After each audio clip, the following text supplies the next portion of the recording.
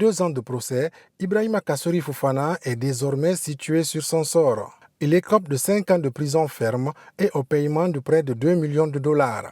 Le dernier premier ministre du président Alpha Condé doit s'acquitter d'une amende de 230 000 dollars. Pour nous, c'est un motif de satisfaction parce qu'il a été reconnu coupable de toutes les infractions pour lesquelles nous l'avons poursuivi, notamment le détournement de deniers publics, enrichissement illicite et blanchiment de capitaux.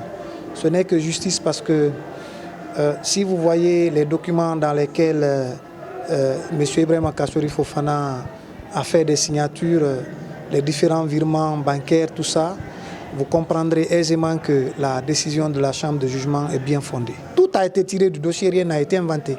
Nous savions que nous avons une poursuite qui était très solide et il ne pouvait pas échapper à ces condamnations. Depuis le début du procès, le principal accusé n'a jamais comparu devant la cour pour des raisons de santé selon ses avocats.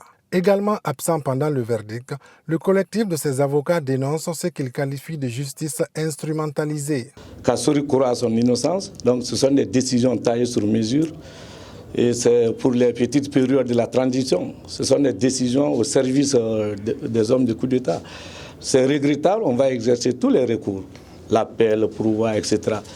La force restera la loi et on croit à la loi. Je crois que les magistrats doivent faire l'amende honorable pour sauver le peuple de Guinée, appliquer la loi et respecter la dignité des citoyens.